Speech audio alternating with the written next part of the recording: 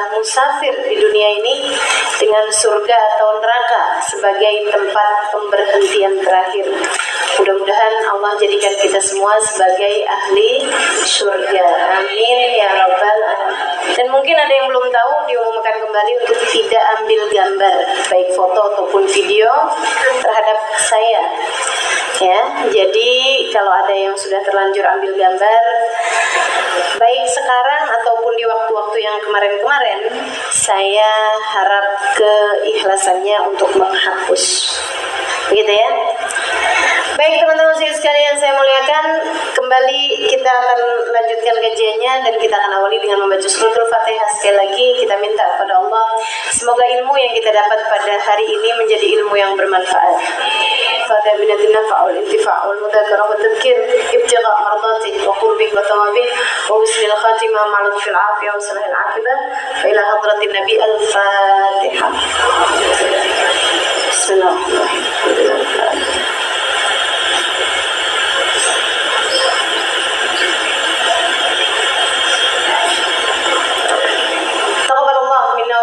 Taqabbal ya karim. Teman-teman sekalian saya muliakan, kemarin saya cerita sampai kepada syafaat baginda kita Nabi Muhammad SAW, di mana beliau akan terus memberikan syafaat sampai di akhir perjalanan kita. Nah, akhir perjalanan itu adalah yang paling menegangkannya, yaitu ketika dibentangkannya jembatan. Ketika dibentangkannya sirat, dibentangkannya jembatan, di bawahnya terdapat api neraka, di ujungnya terdapat surga. Saudara sekalian, jembatan itu yang kita bayangin itu selalunya aja pendek. Begitu kan ya? Pendek. Tapi sebenarnya nggak kayak begitu. Jembatan yang terbentang antara hisab dengan jembatan terbentang antara hisab di ujungnya sana adalah surga, di bawah jembatan tersebut adalah neraka.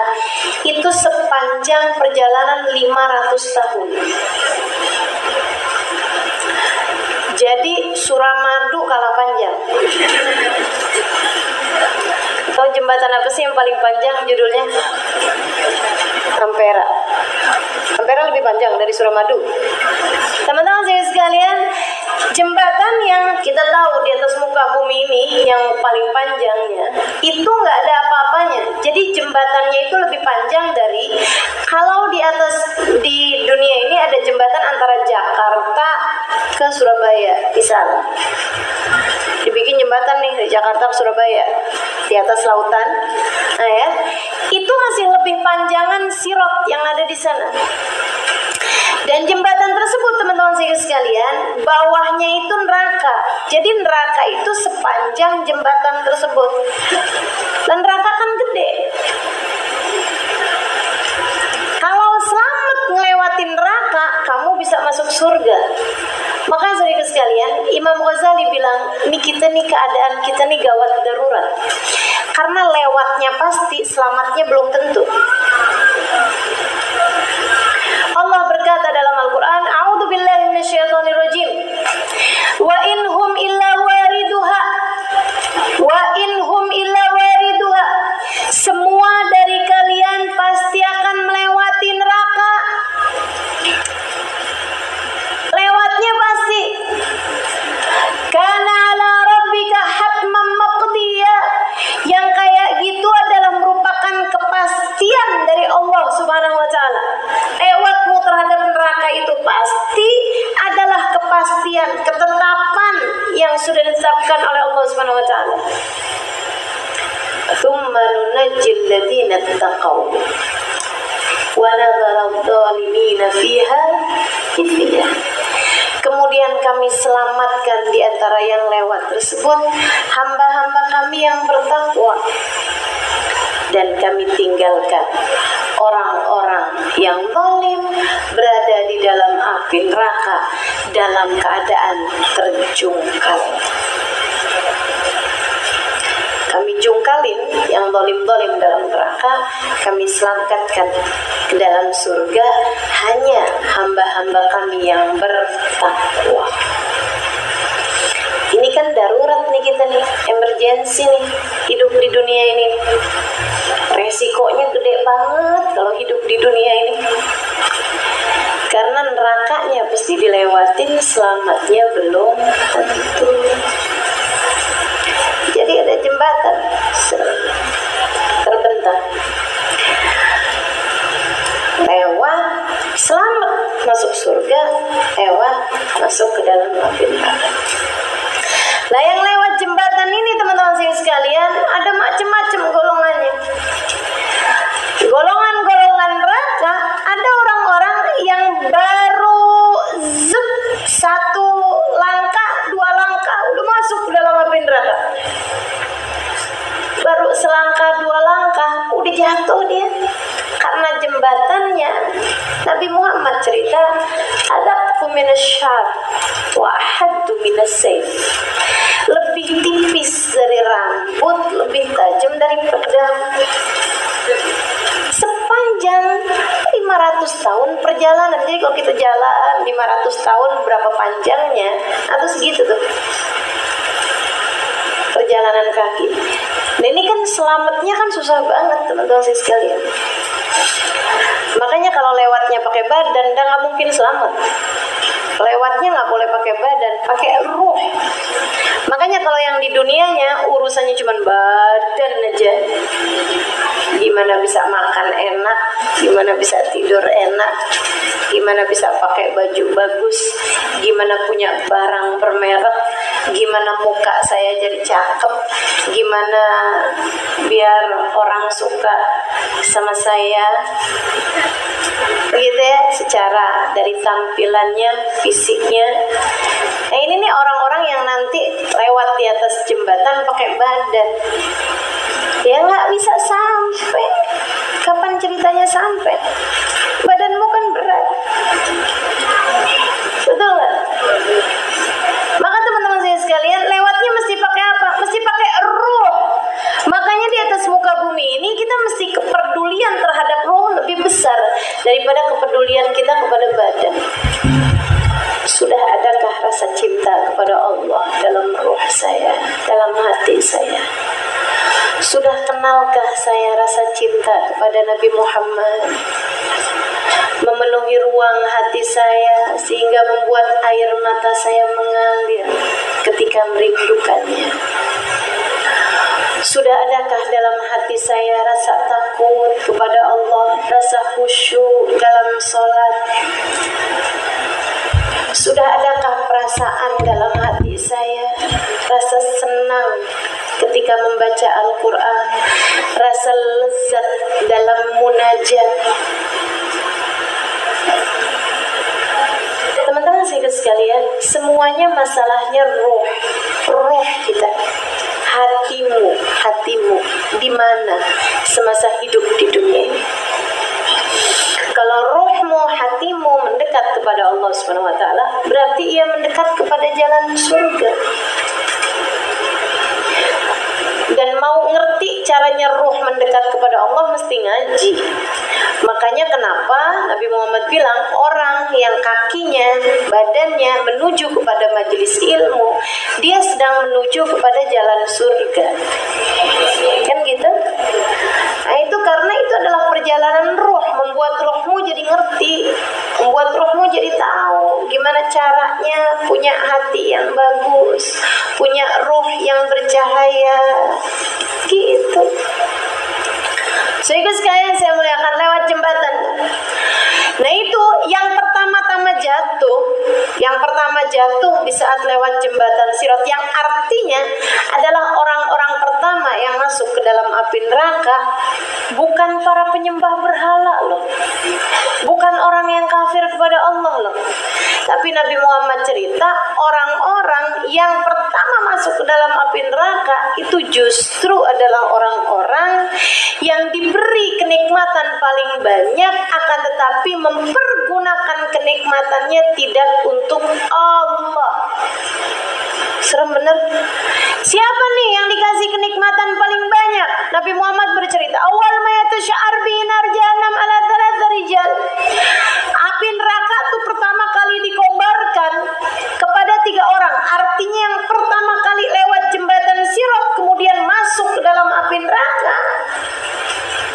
3 kelompok orang, saudaraku sekalian. Mereka pertamaan lewat jembatannya, tapi pertamaan juga jatuhnya ke dalam api neraka. Yang membuat api neraka itu, saudaraku sekalian, panasnya luar biasa. Suara gelegarnya api neraka itu kayak lebih daripada suara air ketika bergolak. Air banyak ketika bergolak atau ketika bikin dodol lagi udah mateng kayak gitu tuh. Nah, itu lebih daripada itu. Zafir. Kalau dari kejauhan kedengarannya suara hasis. Allah cerita tuh begitu dalam Quran. Kata Allah, orang yang selamat tuh la yasma'una hasisah. Enggak kedengeran bahkan suara desisan neraka. Jadi neraka tuh, nerakanya nih masih jauh nih. Kita dari jembatan nih masih jauh nih. Jauhnya dari sini ke Semarang. Itu udah kedengeran suara desisannya. Bayang nggak? Dari panasnya itu, tiap kali orang lewat, manusia yang masuk di dalam api neraka jadi kayak api disiram bensin.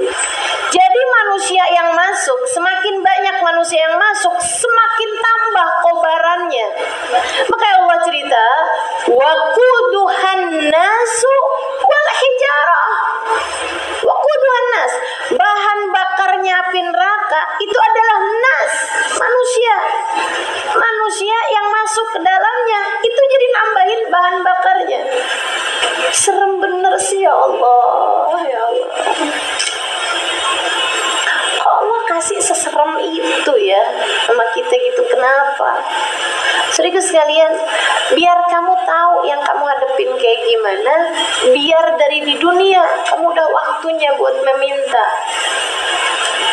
Asyhadu an la ilaha illallah, astaghfirullah, nas'alukal jannata wa na'udzu bika minan nar. Gitu. Ya Allah, mohon surgamu, mohon hindari kami dari neraka-Mu, sebab kami bersaksi tidak ada Tuhan kecuali Engkau, dan atas dosa-dosa kami mohon ampunan. Ya Allah, masukkan kami ke dalam surga-Mu, hindarkan kami dari api neraka. Yang pertama kali lewat jembatan Sirat, kemudian berkobar api neraka di bawahnya adalah orang yang dikasih ilmu.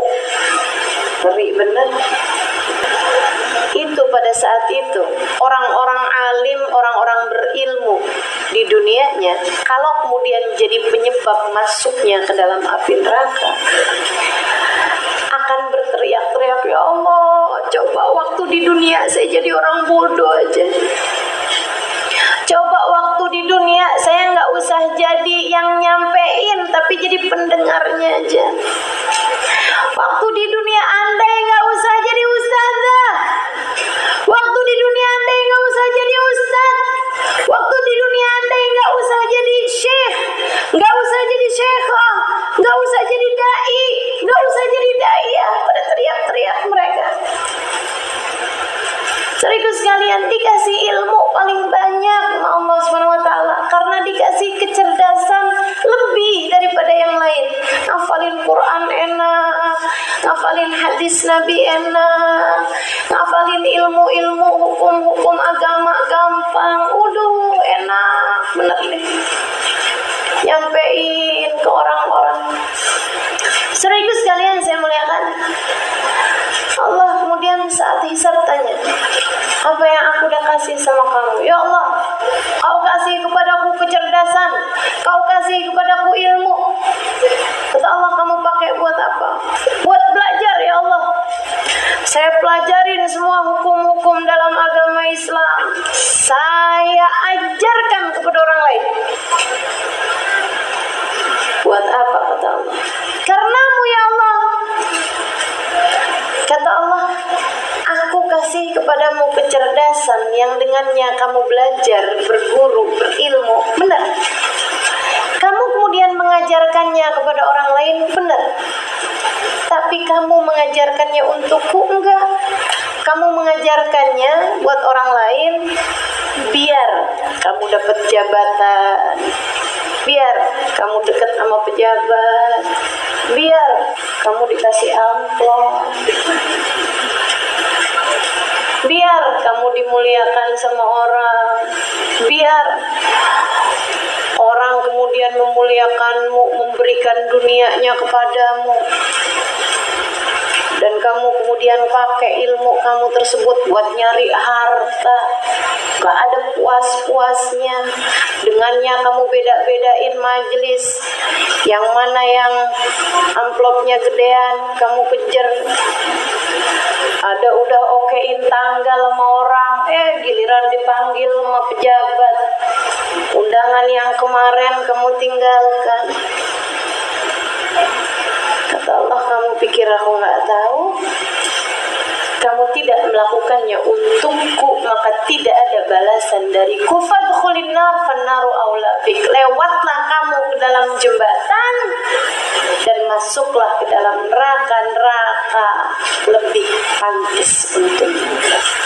Makanya Sahibuz Zubat mengatakan, wa alimun bi ilmihi lam ya'malan mu'adzabun min qabli ubadil watan.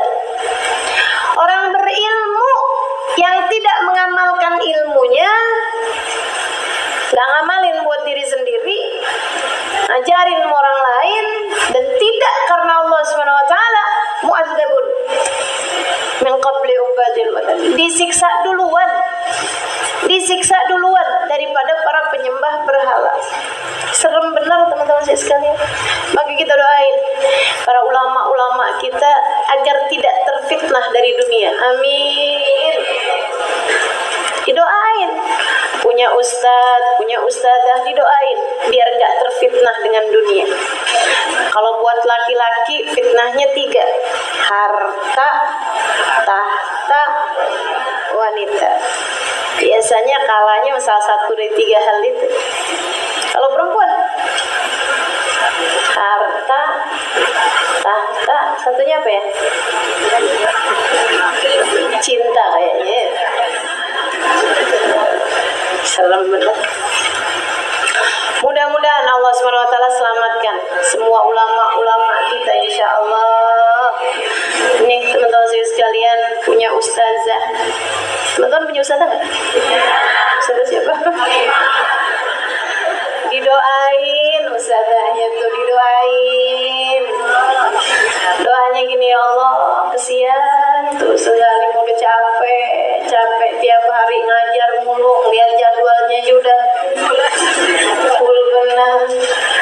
Ya Allah, kalau nggak ikhlas kan kesian. Ya Allah, karuniakan hatinya untukmu dan selalulah bersama dengannya. Ya Allah, kesianin ya Allah tuh orang.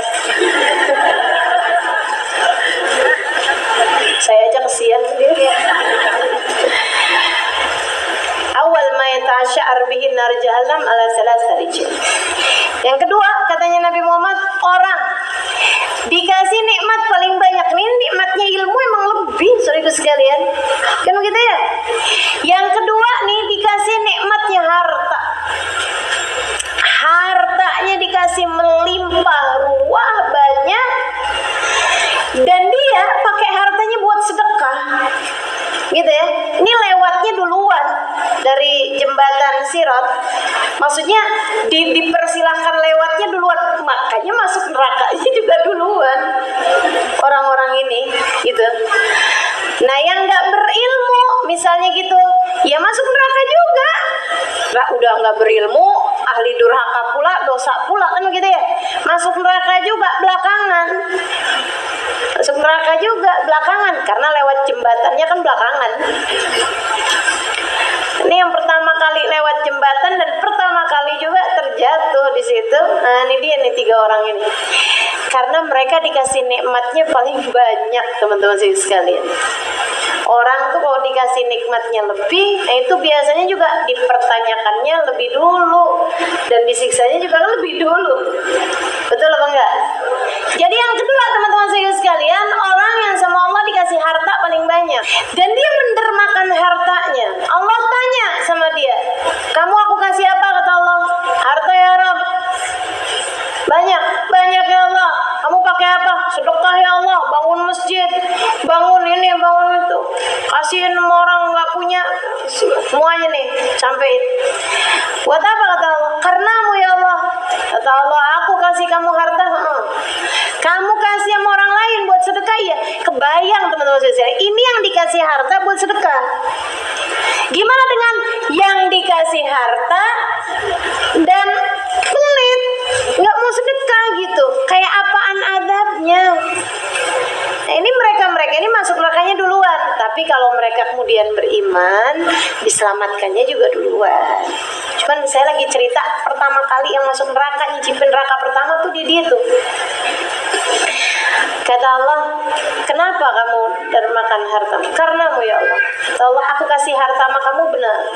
Kamu nyari duitnya gampang gitu kan. Tanda tangan dikit aja udah dapat 1 miliar. Ada orang-orang kayak gitu. Nggak kayak saya tanda tanganin buku 200 biji. Sehingga sekalian ada gitu yang nyari uangnya gampang gitu ya, dan dia sedekahnya juga banyak. Kata Allah, kenapa kamu kasih hartamu berderma itu bukan karena aku, akan tetapi biar harta kamu tambah banyak, biar orang juga muji kamu. Pengennya buat urusan-urusan dunia semuanya, biar ini lancar, biar itu lancar. Kamu sedekah-sedekahkan biar tambah melimpah ruah dan biar orang-orang muji kamu. Wah, dermawan banget. Wah, nasib kita kayak gimana kalau nggak ada dia? Wah, kalau nggak ada dia nih anak saya nggak sekolah. Wah, kalau nggak karena dia nih masjid nggak bangun nih. Waduh, insyaallah.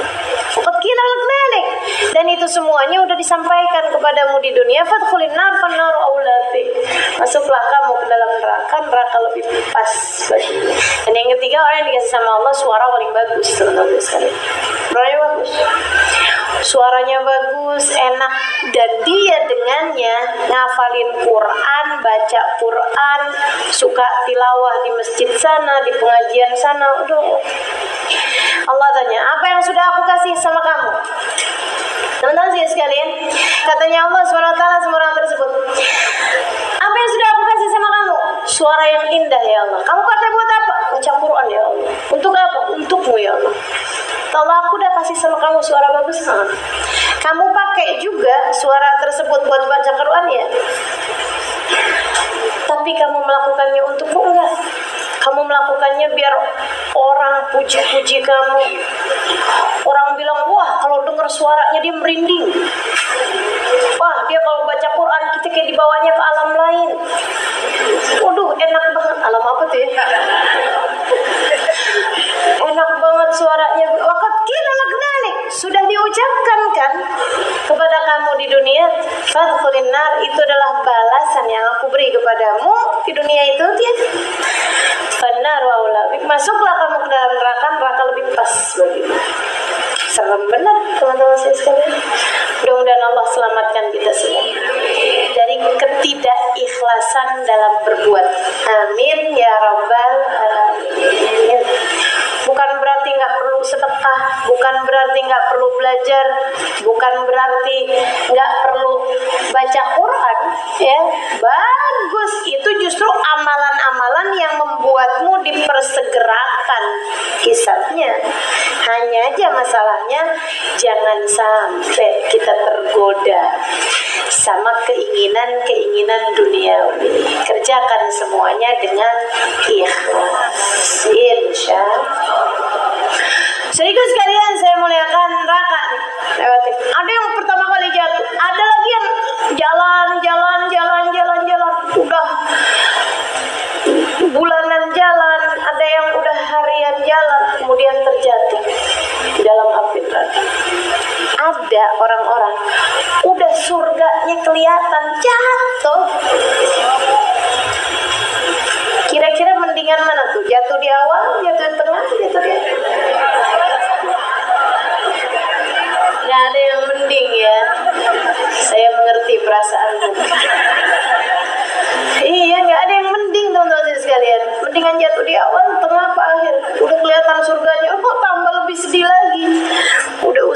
berusaha.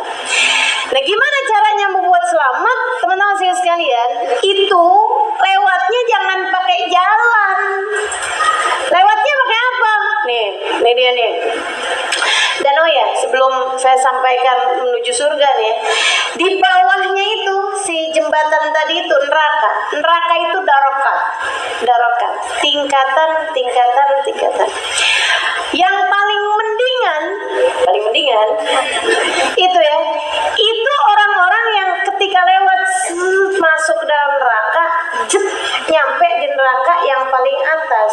Itu yang paling mendingan, karena neraka itu gelagapnya, maksudnya asal apinya itu dari yang paling bawah. Jadi yang paling bawah semakin yang paling panas, kayak gunung berapi, kawah berapi tuh teman-teman sekalian. Itu kan semakin bawah semakin panas, kan begitu. Jadi tuh neraka tuh yang paling bawah tuh yang paling panas, namanya Hawiyah. Siapa tuh yang masuk neraka yang paling bawah tuh Hawiyah? Orang-orang munafik teman-teman sekalian. Makanya Allah Subhanahu wa taala tuh kalau tanya siapa yang paling megelin sama Allah, siapa yang paling ngeselin buat Allah, siapa yang paling menyebalkan di sisi Allah, orang-orang yang pura-pura gitu kan. Depan Nabi kayak muji-muji Nabi, tapi di belakang Nabi dikata-katainnya Nabi Muhammad. Tuh Allah paling sebel, paling murka sama mereka itu. Itu teman-teman sekalian, lebih Allah murkai daripada Abu Jahal, lebih Allah murkai daripada Abu Lahab, yang memang depan Nabi juga menunjukkan kebencian, di belakang Nabi juga menunjukkan kebencian. Sekurangnya dia sama. Begitu kan ya? Jangan kalau depannya rakyat dia ngomong lain, depan pejabat dia ngomong lain.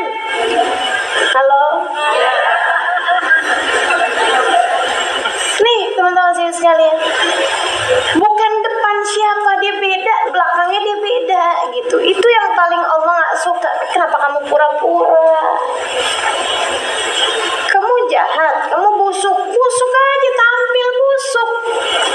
Abu Lahab tampil busuk depan Nabi, tampillah kayak Muhammad, kan begitu ya. Di belakang Nabi juga dia ngata-ngatain Nabi gitu. Sekurangnya sama bohir batinnya. Neraka juga memang dia durhaka, kan begitu ya. Tapi nggak yang paling bawah tuh nerakanya. Neraka yang paling bawah buat orang-orang yang nunjukin depan Nabi Abdullah bin Ubay bin Salul, bangsanya tuh. Yang depan Nabi itu dia kayak yang, wah Muhammad, kamu perlu pasukan berapa Muhammad? Akan kukerahkan rakyatku. Depan Nabi nih. Di belakang, ntar kamu ya kalau perang sama Nabi nih, kamu pura-puranya ada di belakang, ada ikutan pasukannya orang Islam, tapi ntar di tengah-tengah peperangan kamu bunuhin orang Islam. Ntar kamu di tengah peperangan kamu liatin yang menang kira-kira yang mana. Kamu ikutan sama pasukan yang menang. Naudzubillah. Ngadepin musang berbulu domba ini lebih sulit saudara sekalian daripada ngadepin serigala. Benar begitu?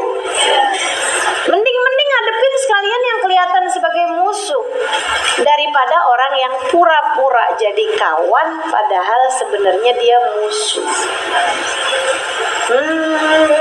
Bahaya, paling bahaya.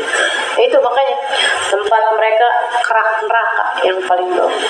Nah ini yang kita seremin nih, jangan sampai kita juga kemudian jadi punya asarun nifaq, punya tanda-tanda kemunafikan. Orang yang punya tanda-tanda kemunafikan ini berarti dia udah punya bibitnya. Nah, nih dia udah punya bibitnya teman-teman sekalian. Nah, itu numbuh nanti.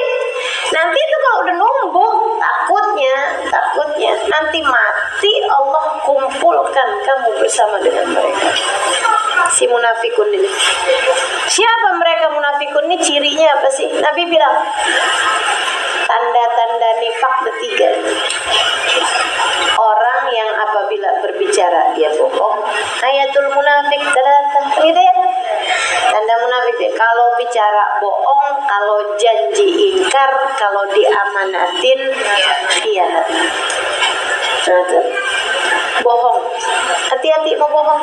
Mereka sekalian, hati-hati mau bohong. Apalagi bulan Ramadan, bohongmu bikin batal habis pahala puasamu. Di waktu siang, dosanya berlipat di waktu malam. Apalagi kalau pas kena Lailatul Qadar, kayak bohong 1000 bulan. Jangan dikira kalau amalan berlipat ganda, dosa terus nggak berlipat ganda. Semuanya dilipat gandain. Hati-hati, serius sekalian, hati-hati. Hati-hati sama bohong. Itu ya, yang dikasih tahu sama bohong bahwa kalau kamu bohong selamat, kalau kamu bohong kamu bisa enak, itu adalah bohong. Jelas gak? Yang dikasih tahu sama dirimu bahwa bohong aja deh, kalau kamu bohong kamu bakalan selamat, kalau kamu bohong kamu enak nih, nggak masalah nih. Jadi kita hindari masalah aja, bohong aja deh, gitu kan? Yang dikasih tahu mau diri kamu sendiri bahwa kalau kamu bohong itu selamat, itu adalah bohong. Jangan percaya. Jelas gak maksud saya? Nih kan, kamu pulang pengajian nih ceritanya. Kamu kemudian pergi ke mall, pergi ke... Ini saya jangan sampai menginspirasi ya. Gitu kan. Kemudian kamu beli ini, beli itu, apa segala macam. Gak berasa pulangnya malaman. Kita tanya sama suaminya, kok ngaji sampai malam dari pagi? Gitu kan. Kemudian kamu pikir, nyelamatin diri nih. Jangan sampai nanti akhirnya nggak boleh ngaji lagi. Katanya si hati kita nih, nanti akhirnya nggak boleh ngaji lagi loh, gini loh, gitu loh, apa segala macam. Terus kemudian kita bilang, iya, ustazahnya tadi ngajakin diskusi.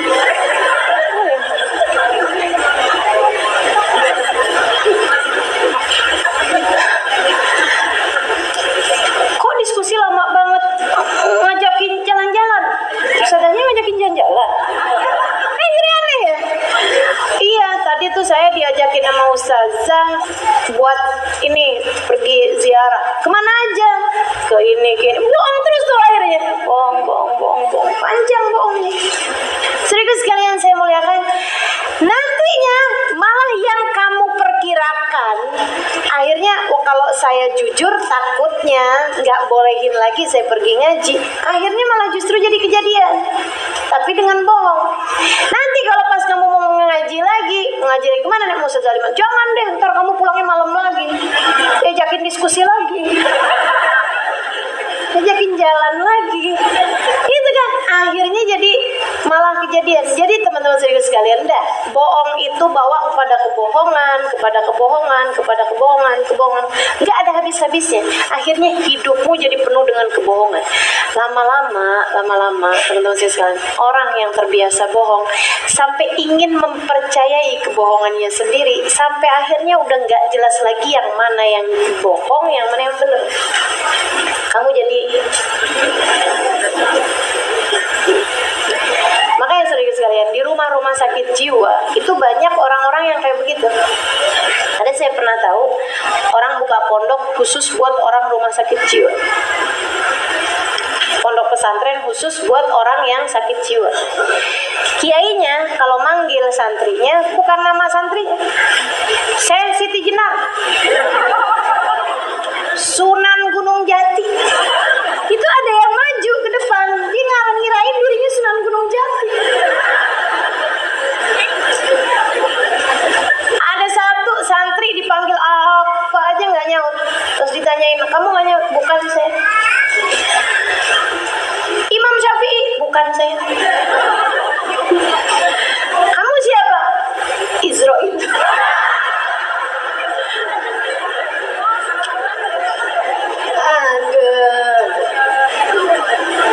Lucu ya teman-teman sekalian. Ada emang bahas neraka mesti kayak gini nih. Kalau nggak tegang gitu susah. Teman-teman sekalian, itu Ustazah beneran cerita? Enggak, saya ngarang. Ya. Tapi pondok pesantren khusus buat orang rumah sakit jiwa itu ada. Pondok pesantren khusus buat janda juga ada.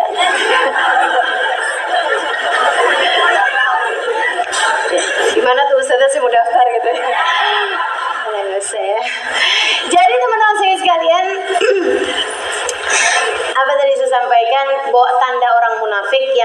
masuk neraka paling bawah tuh kalau ngomong bohong, kalau janji enggak, kalau diamanatin dah teman-teman sekalian. Kalau kita diamanatin itu sesuatu yang kita tahu kita nggak bakalan bisa jalanin, mending bilang aja maaf, kan gitu, maaf.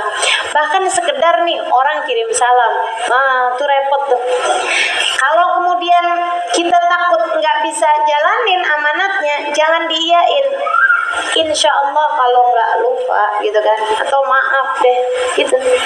Saya pernah dengar hubabah bahia, ada orang bilang, hubabah nanti di Mekah di Madinah doain saya ya. Hubabah ya, emang hubabah bahia, nggak pernah basa-basi, nggak pernah ada nggak enakan gitu kan. Hubabah ketika dibilang kayak begitu, saya baru dengar juga itu ada orang ngomong kayak begitu. Gue bilang, Hubabah doain saya ya, nanti di sana nama saya Fulan bin Fulan gitu, karena dia tahu Hubabah yang nggak tahu namanya, disebutin namanya. Hubabah bilang gini, anak bansak, kata Hubabah kayak gitu, saya bakalan lupa sama kamu. Terus terang banget.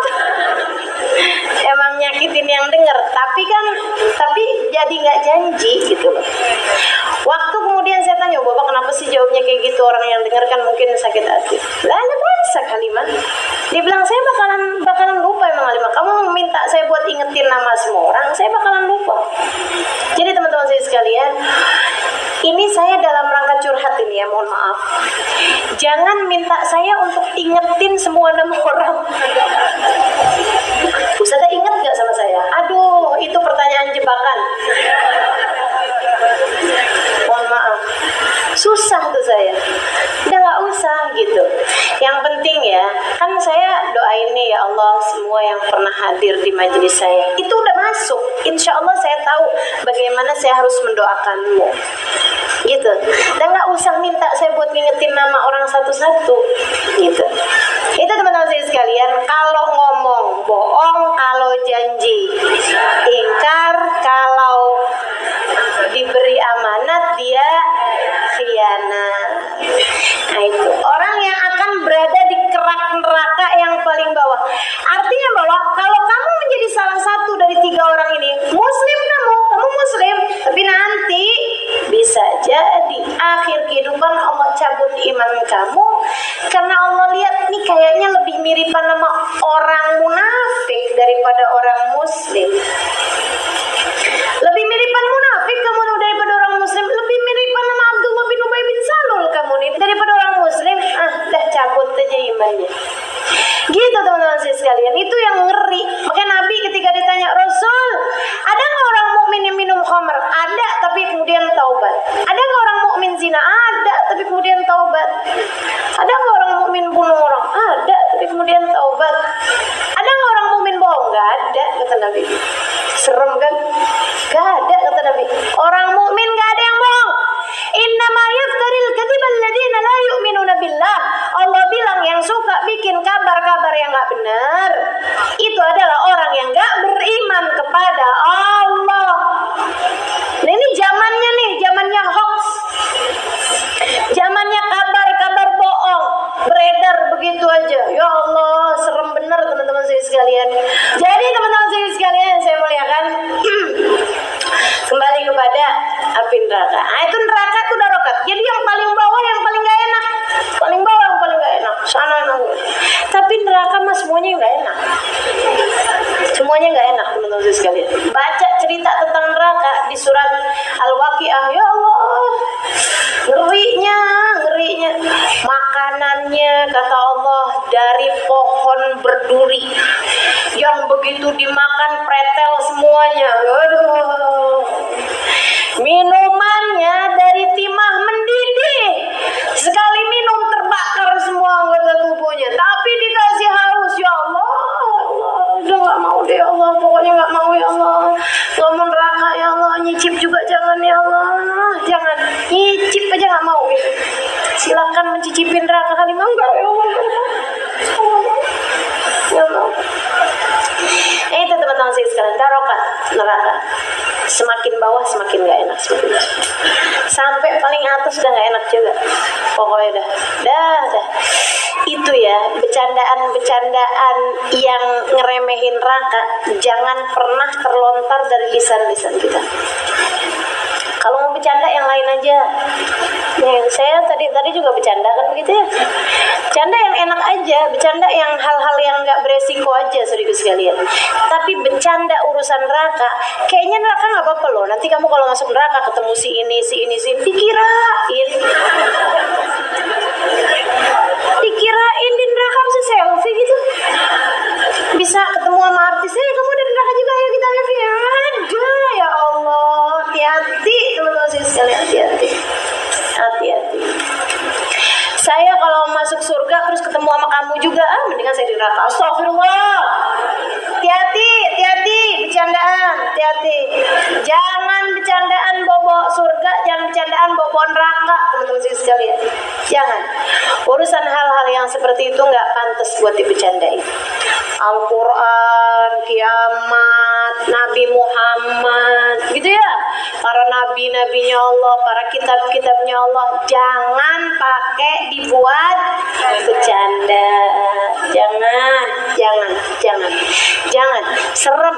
Nanti takutnya Allah SWT kemudian mencabut hidayah yang telah Allah karuniakan dalam hati-hati kita. Bercanda banyak kok hal-hal yang lain. Nabi Muhammad pun bahkan bercanda.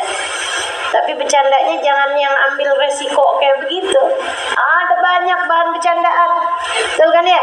Di atas muka bumi ini. Bercanda yang enak-enak aja. Bercanda yang senang-senang aja. Serius sekalian saya muliakan.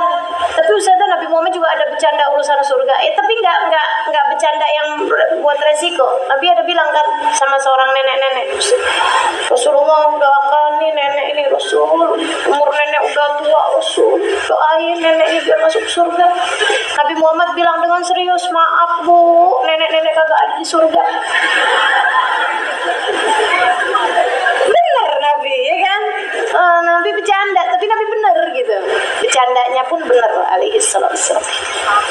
Maaf bu, nenek-nenek nggak ada yang di surga. Oh ya Allah, itu Rasul.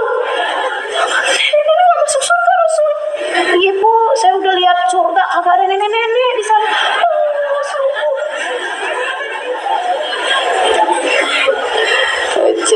Sahabat yang dengernya udah pada pengen ketawa aja gitu, mau ngakak gitu kan. Ya Allah, lucu bener nih nenek-nenek. Udah Rasul, gimana dong saya Rasul? Saya soalnya belum mati juga nih Rasul. Udah jadi nenek-nenek begini. Kata Nabi, bu, di surga nggak ada nenek-nenek karena ibu kalau masuk surga muda lagi.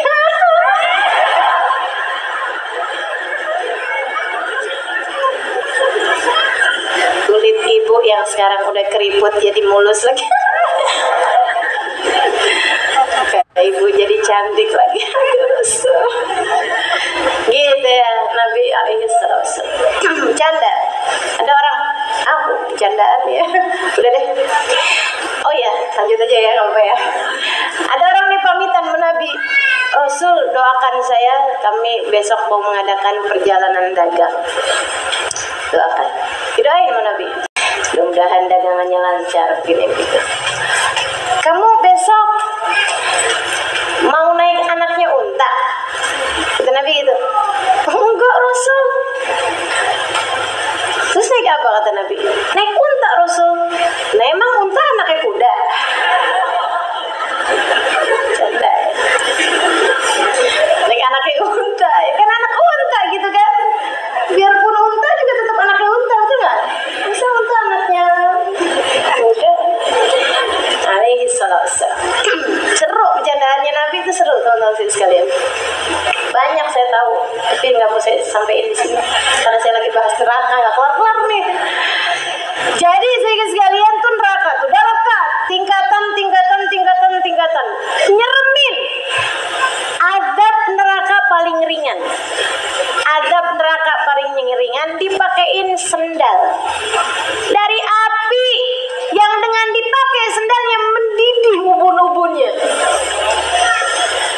Aduh ya Allah, nggak mau nyobain, nggak mau nyicipin, nggak mau. Kita pengennya jadi orang-orang yang selamat semuanya ya Allah. Udah deh, lewatnya aja jangan lama-lama. Karena saya sekalian, ada orang-orang yang ketika lewat di atas jembatan, ini nerakanya jauh loh, jembatannya di atas ya. Jadi kalau kita lewat aja sih sebenarnya nggak ngerasain panasnya gitu ya. Apalagi kalau lewatnya cepet nggak sempet ngerasain kan. Jadi sekalian saya muliakan, ini neraka nih di bawahnya nih, jauh nih. Tapi ada orang-orang yang ketika dia lagi lewat jembatan, dia lagi jalan-jalan kayak gitu, nerakanya udah nandain dan nerakanya udah kangen. Jadi dia kemudian saat lewat jembatan itu, belalainya neraka nyamber dia. Jadi bukan dianya yang terjun menuju neraka, nerakanya yang nyambut menuju dia. Disambut sama surga sih enak, disambut neraka. Innalillahi wa inna ilaihi raji'un. Serem bener orang-orang yang dirindukan neraka.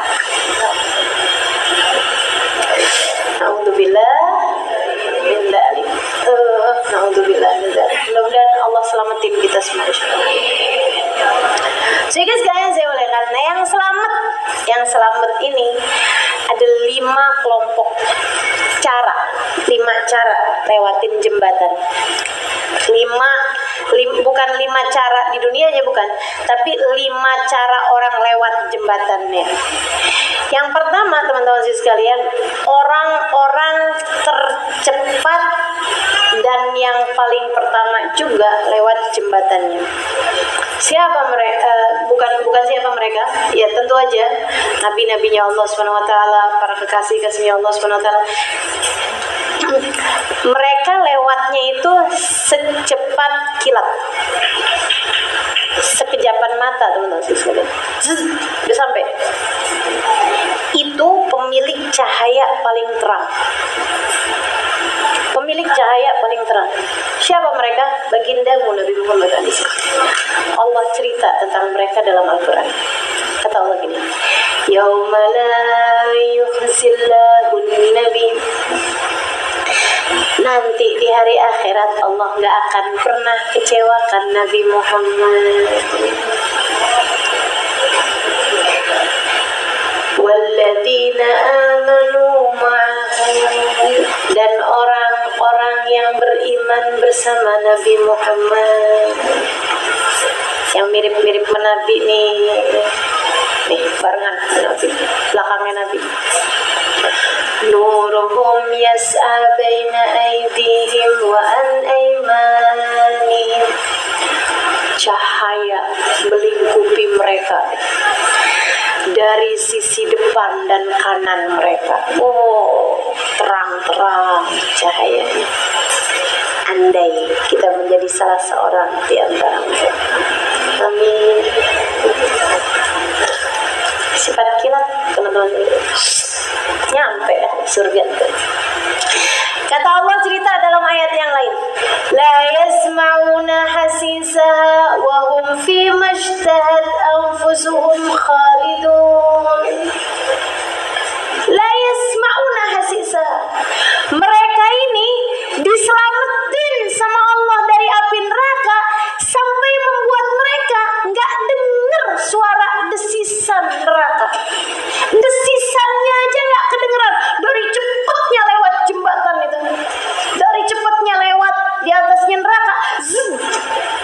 Udah nyampe di pintu surga, sampai bikin mereka nggak dengar suara desisan neraka, nggak cium baunya neraka, nggak lihat keadaannya neraka dari cepatnya lewatnya. Dan mereka kemudian dimasukkan Allah SWT ke dalam surga, dipersembahkan, diperkenankan untuk menikmati kenikmatannya surga, khalidun, dan mereka kekal di dalamnya. Masya Allah. Andai kita menjadi salah seorang di antara Allah tuh ya, kalau cerita tentang surga, tentang neraka dalam Al-Quran, teman-teman kalau ngerti, ya Allah, takadu tamayyazu minal ghaib,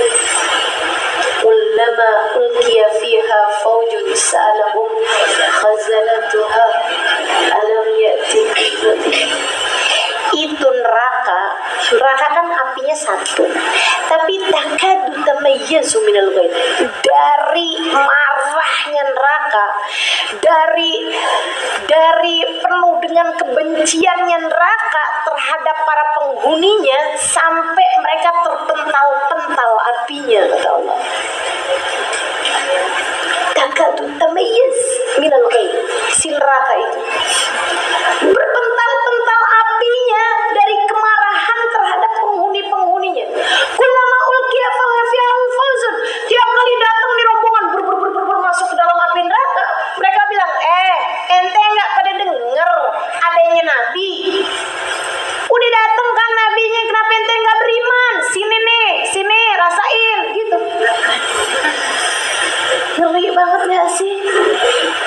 Ya kalau datang rombongan ente nggak ngaji, digituin. Kamu nggak hadir majelis dulu waktu di dunia? Kamu nggak dengar peringatan dari khutbah Jumat? Kamu nggak dengar? Ya Allah, nggak kepengen kita masuk neraka, teman-teman sekalian. Mudah-mudahan Allah selamatin kita. Yang selamat tuh, yang nomor 1, yang lewat jembatan secepat kilat, sekejapan mata. Nyampe dah. Siapa mereka? Nabi Muhammad. Siapa mereka? Sayyidina Abu Bakar Siddiq. Siapa mereka? Para sahabat-sahabat Nabi. Siapa mereka? Para alun Nabi, keluarga Nabi yang suci-suci, para sahabat Nabi yang suci-suci. Siapa mereka? Para ulama-ulama. Siapa mereka? Teman-teman sekalian, ada keterangan dari Sayyidil Habib Umar bin Hafid mengatakan, paling cepat, ukuran cepatmu lewat jembatan seukuran cepatmu menghindar bisikan buruk yang datang dalam hatimu. Kalau ada bisikan ngajakin kamu kepada kemaksiatan, kepada dosa, seberapa cepatmu kamu menghindar darinya, nah itu akan jadi kecepatanmu ketika lewat jembatan. Begitu ada ajakan dosa, ajakan maksiat, langsung cepet banget, no thanks, ditoleh aja enggak, didengerin aja enggak, nah itu paling cepet tuh lewat jembatan.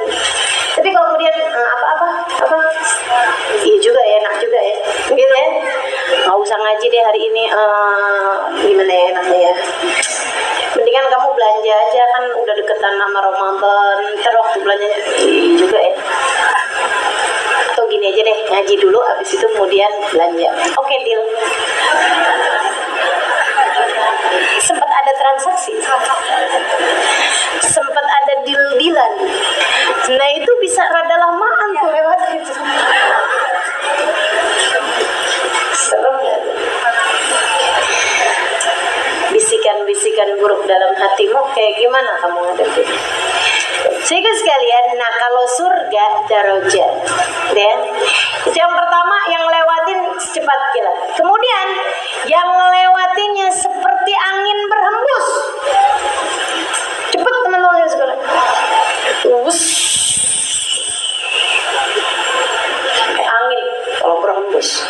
Jadi itu juga cepet juga, tapi ya lumayan, masih ada jeda waktu dibandingkan dengan yang melewatinya secepat.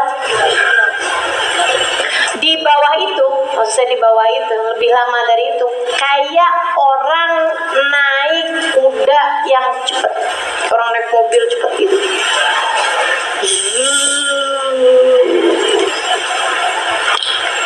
Di bawah itu lagi kayak orang lari. Ini 500 tahun. Lari kayak gimana kan juga butuh waktu. Nah di bawah itu orang yang jalan cepat.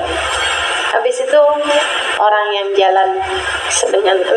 Nah yang jalan-jalan nih, yang lewatnya jalan, nah itu dia yang berkemungkinan untuk jatuh ke dalam api. Makanya jangan milih jalan, ya. Milihnya ya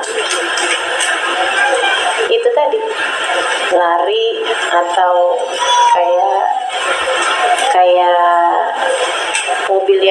kayak kuda yang cepat atau kayak angin berhembus, atau kalau bisa yang secepat gitu.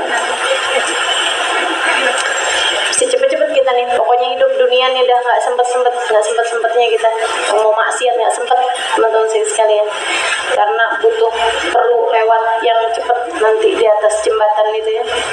Udah tiap kali mau maksiat, mau dosa, nggak keburu gituin aja, nggak keburu secepetnya gitu.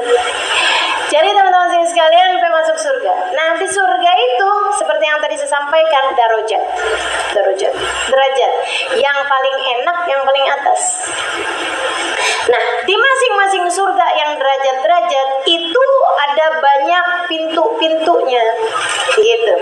Jadi masuk surga nih, surga tingkatan pertama, nanti ada lagi surga tingkatan kedua, ada surga level 3, level 4, 5, level 6, 7, paling atas Firdaus yang paling tinggi. Ini teman-teman sekalian, surga Firdaus tuh surga yang paling tinggi. Nah, di surga itu sendiri, di dalam-dalamnya itu ada pintu-pintunya, yang pintu-pintunya tergantung dari amal soleh yang kita buat waktu di dunia. Makanya katanya Nabi Muhammad, kalian masuk surga dengan rahmatnya Allah, tapi ngebaginya sesuai dengan perbuatan kalian. Jangan sampai kita udah masuk surga dengan rahmatnya Allah, tapi nggak punya amal yang bisa diandalkan, sehingga nggak ada pintu surga yang kebuka. Ngemper dong.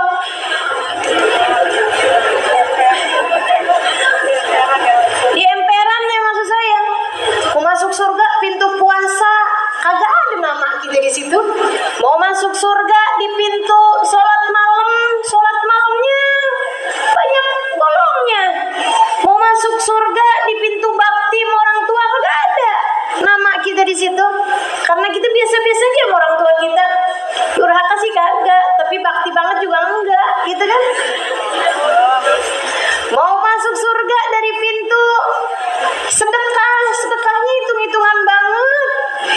Mau masuk surga dari pintu zikrullah banyak lupanya malah. Mau masuk surga dari pintu ilmu, enggak juga nih saya. Mau masuk surga dari pintu berbuat baik sama orang lain, pintu sabar, pintu kagak ada. Gimana nih ngemper di surga? Ya surga sih enak juga biar kata ngemper, tapi masa ya Allah teman-teman sekalian, mudah-mudahan dah gitu ya, ada gitu amal ibadah apa gitu yang bisa bikin kita bisa kita andalin gitu, apa dari Quran ke gitu kan ya, apa dari sabar ke gitu, apa dari hormat mas suami. Oh seneng tuh yang hormat mas suami tuh, kata Nabi Muhammad boleh masuk pintu surga manapun yang dia mau. Kita mesti carinya yang kayak gitu tuh modelnya kayaknya ya. Ya Allah, dah daripada mesti ada satu yang diandelin, yang kira-kira kita mau masuk pintu surga mana aja gitu bisa gitu. Nah itu mana itu? Amalannya apa tuh?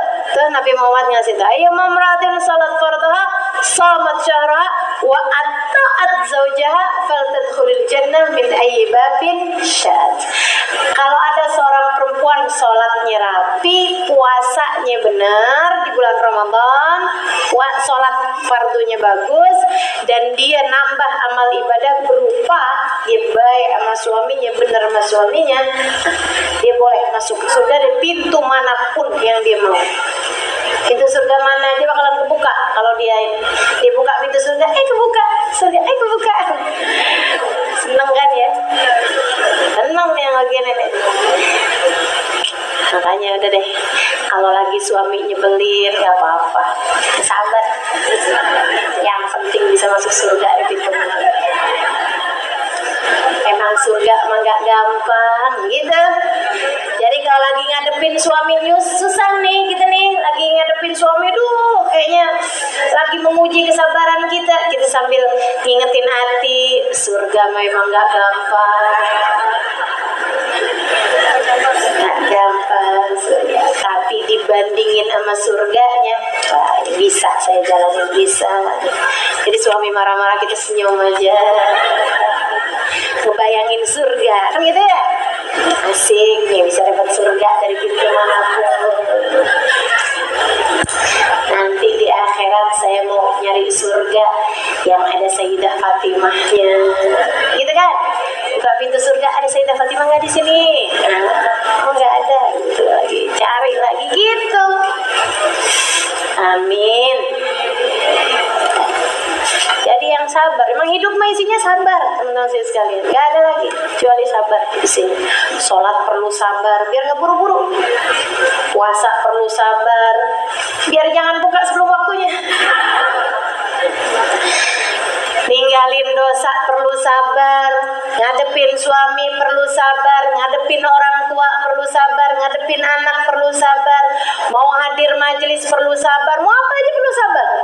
Nutup aurat perlu sabar, kalau nggak sabar Allah, timbangan belanja tukang sayur doang nggak apa-apa dah, nggak pakai kerudungan kan gitu. Ada tuh yang kayak gitu, ada kelihatan kok orangnya. Yang sabar, nutup aurat yang sabar, gitu teman-teman sekalian. Tuh caranya masuk surga. Emang surga tuh tempatnya orang-orang sabar.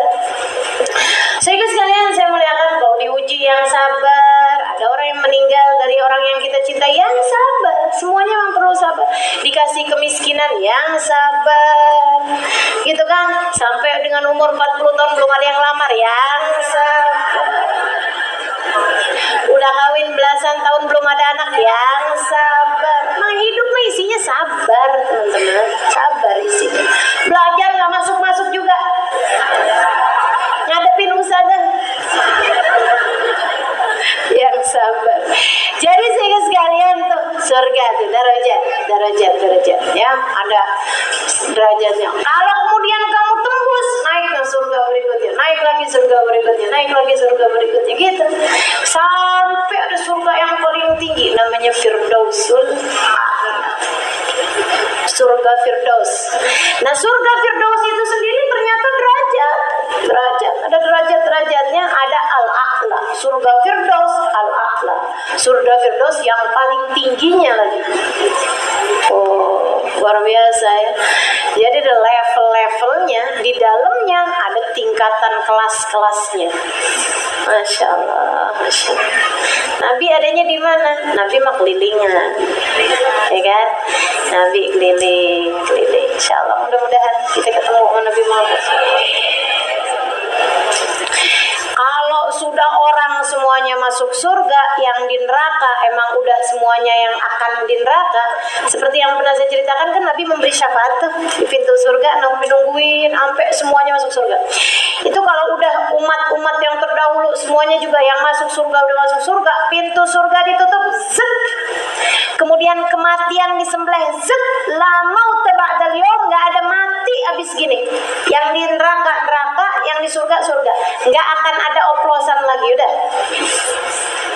Nggak ada inian lagi, nggak ada. Yang di surga sih emang nggak akan pergi ke neraka, tapi yang di neraka itu masih mungkin buat masuk surga sampai waktu yang telah ditetapkan. Nah kalau udah ditetapin, dah, ya ahlin nar la maut, wahai penghuni neraka nggak ada kematian habis gini, kamu kekal dalam neraka. Oh teriak ahli neraka. Ya ahlal jannah la maut, wahai penghuni surga nggak ada kematian, kalian kekal dalam surga. Teriak juga dari senangnya, nggak tahu saya hore apa gitu. Yang pasti senang semua. Habis gitu teman-teman saya sekalian, Allah berkata kepada ahli surga, ya ahlal jannah hal raditum, wahai penghuni surga, apakah kalian telah ridha kepadaku? Ditanya gitu aja penghuni surga ini udah seneng banget, karena yang mestinya nanya kan kita sama Allah. Ya Allah, apakah kau telah ridha kepada kami? Ini Allah yang nanya, kalian telah ridha? Padahal kata Allah, waduh melayang-layang ahli surga dari seneng. Ya Rabb, kaifa la narda wa qad ubiha lana ma la aynun ra'at wa la udhun sami'at wa la khatara 'ala qalbi bashar. Ini ada hadisnya ini. Ya Allah, gimana kami enggak ridha? Kata ahli surga nih. Mudah-mudahan hari itu kita udah ada di surga. Karena kalau hari itu kita nggak ada di surga, udahlah maut, udah nggak ada lagi perpindahan. Ya Allah, serem benar teman-teman sekalian. Gimana kami nggak ridho? Engkau telah karuniakan kepada kami kenikmatan, la ainun ra'at, nggak pernah terlihat mata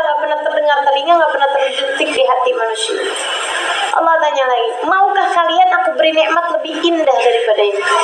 Apalagi itu ya Allah, uhilla alaikum ridwani fala askhat alaikum ba'dahu abada. Aku perkenankan keridhaanku pada kalian, aku tidak akan pernah murka selama-lamanya. Penghuni surga senangnya luar biasa. Aku ridha pada kalian, kata Allah, dan kalian kekal dalam keridhaanku. Jadi kayak seorang istri udah dikasih hadiah, habis itu suaminya bilang, aku akan selamanya bersama denganmu, aku akan ada untukmu, kan gitu. Walaupun kalau suami yang ngomong itu kan bisa yang sekarang dia ngomong kayak gini, ntar besok kayak gini, kan bisa begitu ya. Tapi istri diomongin kayak gitu sama suaminya, oh girang. Kalau yang girang nggak pernah tahu rasanya. Teman-teman sekalian, senang kan kalau ada orang digituin gitu. Nah ini yang bilang seperti itu Allah Subhanahu Wa Taala. Aku akan selalu ada untukmu. Aku telah ridho kepadamu. Aku tidak akan pernah murka kepada kalian selama-lamanya. Wow, senangnya luar biasa. Allah kasih lagi kemudian, ya ahlal jannah, labbaik ya Allah, untuk penghuni surga nih. Apakah kalian telah ridha padaku? Ya Allah, gimana kami gak ridha? Udah nikmatnya surga enak banget, kau perkenankan keridhaanmu. Ya Allah, makasih Allah. Kata Allah, maukah kalian aku beli nikmat yang lebih indah daripada itu? Apa itu ya Allah? Aku perkenankan kalian memandang kepadaku. Itu yang kata ya Allah, wujuhu yawmaidin nadhirah ila rabbiha nadhirah. Ada wajah berseri-seri, ada wajah yang indah luar biasa bercahaya. Kenapa? Karena mereka telah memandang kepada Allah. Nikmat di atas nikmat di atas nikmat. Nikmatnya memandang kepada Allah itu lebih nikmat daripada nikmatnya keridhaan, dan nikmatnya keridhaan lebih nikmat daripada nikmatnya surga. Mudah-mudahan Allah perkenankan kita. Amin ya rabbal alamin. Nah itu teman-teman sekalian, kamu udah tahu kayak apa nikmatnya surga, kayak apa adabnya, nggak enaknya, seremnya neraka. Dari sejak sekarang, pastikan langkahanmu menuju kepada surga.